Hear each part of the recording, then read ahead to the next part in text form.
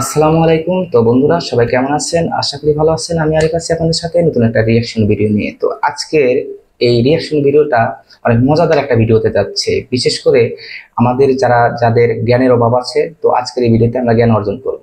আর আর আমরা এমন একটা ভিডিওতে রিয়াকশন দিতে যাচ্ছি, সেটা হলো ফেরাউন ও আসিয়ার বিয়ের ঘটনা।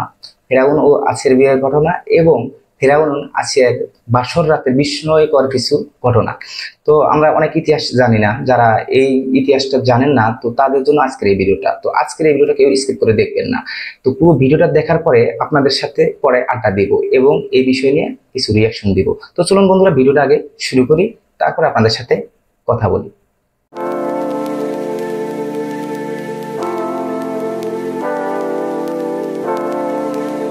আসসালামু আলাইকুম। ওয়ালাইকুম অহংকারী আসসালাম। ফেরাউন নিজেকে খোদা বলে অহংকারী দাবি ফেরাউন। করত। মহান আল্লাহ তাআলা তাকে ধ্বংস করে দিয়ে প্রমাণ করে দিয়েছেন সবচেয়ে বড় খোদাকে। প্রিয় হুম। দর্শক, ফেরাউন মিশরের এমন একজন বাদশা ছিল যে নিজেকে ফেরাউন খোদা বলে সম্পর্কে দাবি আমরা অনেক করত কিছু জানি, আর কিন্তু মানুষকে জোর আসিয়ার সাথে জবরদস্তি তার করে নিজের পূজা বাসর করাতো রাতে কি ঘটনা এবং ঘটছিল বনী আমরা ইসরাইল আজকের এই সম্প্রদায়ের উপর ভিডিওতে আমরা জুলুম সম্পূর্ণ নির্যাতন করত। দেখলেই বুঝতে পারবো। তো এই জুলুমকারীর আপনারা কেউ পরিণতি ভিডিওটা মিস এমন করবেন হলো না। যে মহান আল্লাহ তাআলা তাকে ধ্বংস করে দেওয়ার পর না জমিন তাকে গ্রহণ করলো, না পানি তাকে গ্রহণ করলো, বরং তার লাশ অক্ষত অবস্থায় থেকে অক্ষত গিয়েছে অবস্থায় এবং আছে, কিয়ামত এখন পর্যন্ত পর্যন্ত আছে, এইভাবেই থাকবে, থাকবে। যাতে সে পৃথিবীর জন্য নিদর্শন হয়ে থাকে এবং সবাই বুঝতে পারে জুলুমকারী কিংবা সীমা লঙ্ঘনকারীর পরিণতি কি হতে পারে। কি হতে পারে? প্রিয় দর্শক, আজকের ভিডিওতে আমরা জানব কিভাবে ফেরাউন মিশরের সবচেয়ে সুন্দরী নারীকে বিবাহ করেছিল, তার কতজন সন্তান ছিল এবং এই দুনিয়ার সবচেয়ে বড় কাফেরের স্ত্রীকে মহান আল্লাহ তাআলা কেন জান্নাতি হিসেবে ঘোষণা দিয়েছেন। তিনি কি এমন আসিয়াকে করেছিলেন কি যার এমন কারণে করেছে? মহান আল্লাহ তাআলা তাকে জান্নাতে প্রবেশ করাবেন।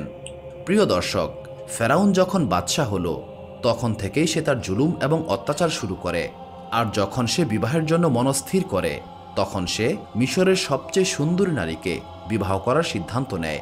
আর সেই সময়ে মিশরের সবচেয়ে সুন্দরী নারী ছিলেন আসিয়া। ফেরাউন আসিয়া। বিয়ের প্রস্তাব পাঠায় রিয়াদ বিন ওয়ালিদের কন্যা আসিয়াকে। রিয়াদ বিন ওয়ালিদ ইউসুফ আলাইসাল্লামের মাধ্যমে বাদশাহ হয়েছিলেন এবং তিনি ইউসুফ ইউসুফ আলাইসাল্লাম। আলাইসাল্লামের উপর ঈমান এনেছিলেন। যখন তাদের নিকট ফেরাউনের তরফ থেকে এই প্রস্তাব আসে, এই ব্যাপারে তাদের কোনো মতামতই ছিল না, কারণ ফেরাউন প্রথম থেকেই জুলুমকারী বাদশাহ এবং সেই সময় ফেরাউন ছিল মহাপ্রতাপশালী বাদশাহ। সে তার বাদশাহী শক্তিকে কাজে লাগিয়ে জোরপূর্বক হজরত আসিয়াকে বিয়ে করে এবং জোরপূর্বক হুমকি আসিয়াকে দেয় বিয়ে করছে, এই বিয়েতে হুমকি রাজি দিচ্ছে, না হলে হজরত আসিয়ার পিতাকে হত্যা করা হবে। হত্যা করা কিন্তু হবে। বিবাহের পর মহান আল্লাহ তাআলা হজরত আসিয়াকে ফেরাউনের কবল থেকে হেফাজত করেন এবং ফেরাউন তার উপর কিছু করতে পারত না। যখন ফেরাউন বিবাহের পর হজরত আসিয়ার সঙ্গে প্রথমবার মিলিত হবার জন্য ঘরে প্রবেশ করে, তখন মহান আল্লাহ তাআলা তার অসীম কুদরতে ফেরাউনকে সারা রাতের জন্য ঘুম পাড়িয়ে দেন, ঘুম পাড়িয়ে যার দেয়, কারণে সে আসিয়াকে কিছুই করতে পারেনি। করতে পারে। এইভাবে মহান আল্লাহ তাআলা আসিয়াকে হেফাজত করেন।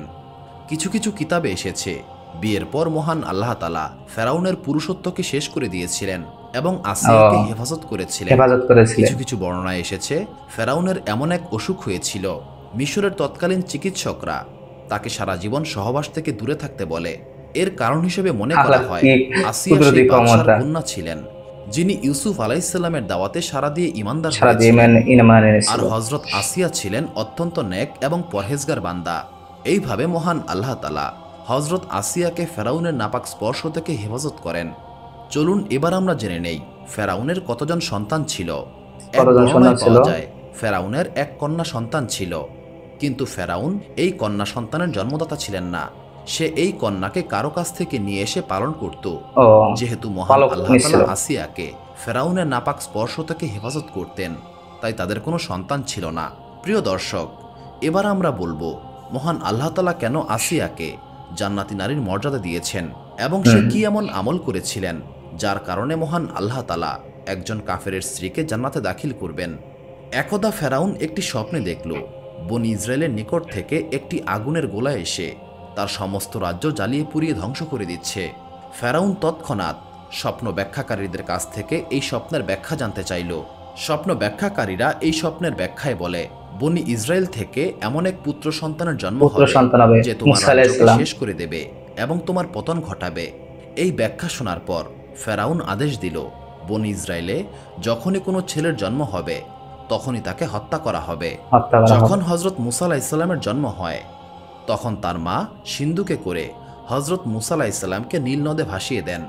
মহান আল্লাহ তালার কুদরতে সেই সিন্দুক ভাসতে ভাসতে ফেরাউনের দরবারের নিকট পৌঁছে ফেরাউনের যায়। দরবারে পৌঁছে। যখন এই সিন্দুক আসিয়া দেখতে পায় তখন আসিয়া এই সিন্দুকটিকে খুলে এর ভেতরে একটি অপূর্ব সুন্দর বাচ্চা দেখতে পায়। এই বাচ্চাটিকে দেখে হজরত আসিয়া অত্যন্ত খুশি হলেন। খুশি তিনি হলেন। এই বাচ্চার নাম রাখেন মুসা। মুসা। যখন হজরত আসিয়া এই বাচ্চার নুরানি চেহারার দিকে দেখেন তখনই তাকে নিজের পুত্র হিসেবে গ্রহণ করে নেন এবং তিনি ফেরাউনকে এটা বলেন, আল্লাহরই এই বাচ্চা লীলা তোমার খেলা এবং এটা। আমার চক্ষু শীতলকারী হবে, একে হত্যা করো না। সেই সময় ফেরাউন বলে, তুমি এই বাচ্চাটিকে নিজের কাছে রাখতে চাইলে রাখতে পারো, এতে আমার কিছুই যায় আসে না। রাসূলুল্লাহ সাল্লাল্লাহু আলাইহি সাল্লাম বলেন, আসিয়ার মতো ফেরাউন যদি বিশ্বাস করত এই বাচ্চা তার চক্ষু শীতলকারী হবে, তবে মহান আল্লাহ তাআলা তাকে হেদায়েত দান করতেন এবং তাকেও হযরত আসিয়ার মতো ইমানের উপর রাখতেন। কিন্তু ফেরাউনের নসিবে কোনো হেদায়েত ছিল না, যার কারণে এই ব্যাপারে তার কোনো পরোয়াই ছিল না। হযরত আসিয়া বিবাহের পর থেকেই ফেরাউনের অত্যাচার এবং সীমা লঙ্ঘনকারীর বিরুদ্ধে পাহাড়ের মতো দাঁড়িয়েছিলেন। যখন হযরত মুসা আলাইহিস সালাম নবুয়ত প্রাপ্ত হন এবং ফেরাউনের জাদুর খেলায় তাকে পরাজিত করেন, তখনই হযরত আসিয়া ঈমান আনেন এবং বহুদিন পর্যন্ত সেটি ফেরাউনের নিকট থেকে গোপন রাখেন।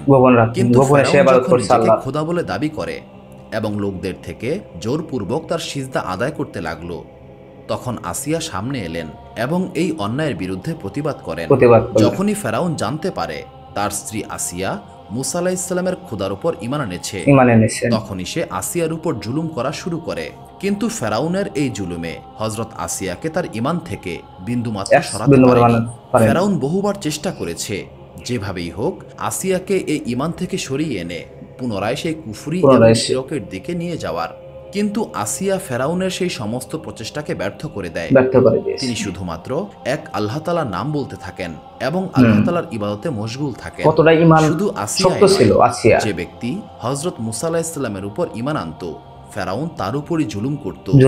একদা এক ব্যক্তি যাকে পবিত্র কোরআন শরীফে মুমিন আল ফেরাউন নামে অভিহিত করা হয়েছে, তাকে হযরত মুসা আলাইহিস সালামের উপর ঈমান আনার কারণে অত্যন্ত নির্মমভাবে হত্যা করা হয়। এটি দেখার পর হযরত আসিয়া আর চুপ করে থাকলেন না, তিনি দৃঢ়ভাবে এর প্রতিবাদ করেন। যখন ফেরাউন দেখল তার স্ত্রী তারই বিরুদ্ধে কথা বলছে, তখন তার ভেতরে প্রতিশোধের আগুন জ্বলে ওঠে আর হযরত আসিয়াকে অত্যন্ত কঠিনভাবে শাস্তি দিতে শুরু করেন। সে হযরত আসিয়ার 2 হাত এবং 2 পা এমনভাবে লোহার শিকলে আটকে দেয় যে তিনি নাড়াচাড়া করতে পারতেন না। তার বুকের উপর পাথর চাপিয়ে দেয় এবং গরম আগুনের উপর তাকে শুইয়ে দেয়। তাকে সকল প্রকার খাবার এবং পানি দেওয়া বন্ধ করে দেয়। এমন যন্ত্রণাদায়ক জুলুমের পরেও হযরত আসিয়া ঈমানের উপর অবিচল থাকেন।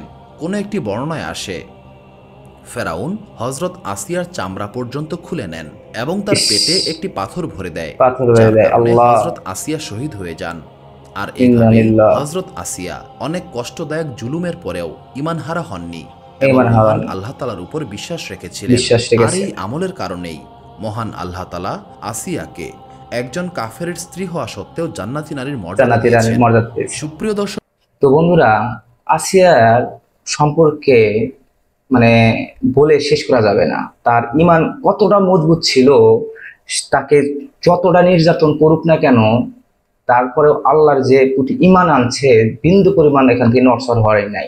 আর এখন আমি প্রত্যেকটা মা বোনকে বলবো, আসিয়ার মতন জীবন গঠন করতে হবে। কারণ আসিয়া তিনি এমন আল্লাহ ভক্ত ছিলেন এবং আল্লাহর প্রতি এমন ভাবে ঈমান এনেছিলেন, তাকে যতটা নির্যাতন করা হয়েছে আপনারা একটা ঘটনা শুনছেন, আমি ঘটনা মানে ওভাবে বলতে পারবো না, তো আপনারা শুনে নেবেন। তার এতটা ঈমান মজবুত ছিল যে তার দুধের বাচ্চাকে আগুনে ঢেলে দেওয়া হয়েছিল এবং তাকে উলঙ্গ বিবস্ত্র করে তাকে নির্যাতন করা হয়েছিল। তারপরে আল্লাহর প্রতি তাকে আল্লাহর প্রতি যে ঈমানটা ছিল, বিন্দু পরিমাণ সে নড়চড় করে নাই। তাহলে কতটা ঈমান শক্তি ছিল। আর আমাদের এখনই যদি কোনো ধরনের বড় ধরনের আঘাত আসে, দেখবেন যে আমরা ঈমান নিয়ে দৌড়াদৌড়ি বেজে যাবে, যে ঈমান শক্তই নেই আমাদের। কিন্তু আসিয়া আলাইহিস সালামের এতটা যে ঈমান এবং আল্লাহর প্রতি এতটা বিশ্বাস ছিল এবং হযরত মুসা আলাইহিস সালামের প্রতি সে ঈমান আনছিল যে আল্লাহ তাআলা এক, অদ্বিতীয়। মানে যখন ফেরাউন যখন নিজেকে খোদা দাবি করত, সবাইকে নির্যাতনের মাধ্যমে হোক বা জোরপূর্বক হোক তাকে সেজদা হইতো বা খোদা মানাইতো, কিন্তু আসি আলাইহিস সালাম কখনোই তাকে খোদা মানতো না, খোদা একমাত্র আল্লাহকেই মানতো। যার কারণে তার উপর অনেক নির্যাতন হয়েছে, অনেক কিছু হয়েছে, কিন্তু তারপরেও সে তার ইমানটা হাতছাড়া করে নাই। এই জন্য আল্লাহ তাআলা খুশি হয়ে তাকে এতটা মর্যাদা দিচ্ছে, এবং কাফের স্ত্রী হয়েও সে জান্নাতে প্রবেশ করবে এবং প্রথম নারী হিসেবে সে জান্নাতে প্রবেশ করবে। মা ফাতেমার সাথে সে জান্নাতে প্রবেশ করবে। কতটা সৌভাগ্যের বিষয়! তো অবশ্যই আমরা কি করতে হবে, আমাদের ঈমান আনতে হবে, আল্লাহর প্রতি বিশ্বাস আনতে হবে। তো কখনোই কোনো ধরনের দুর্ঘটনা হোক বা কোনো ধরনের এলো মানে কি বলে যে কোনো ধরনের বিপদ আপদ আসুক, তারপরেও আল্লাহর প্রতি ঈমান হারা হওয়া যাবে না। তো এই ভিডিওটা আপনাদের কাছে কেমন লাগলো? যদি আপনারা এখান থেকে বিন্দু পরিমাণ উপকৃত হয়ে থাকেন বা জ্ঞান অর্জন করে থাকেন, তাহলে অবশ্যই ভিডিওতে লাইক দিবেন, আর এরকম নতুন রিঅ্যাকশন ভিডিওতে অবশ্যই চ্যানেলটি সাবস্ক্রাইব করবেন। তো আজকের মতো আমি এখানে বিদায় নিচ্ছি। সবাই ভালো থাকবেন, সুস্থ থাকবেন। আল্লাহ হাফেজ।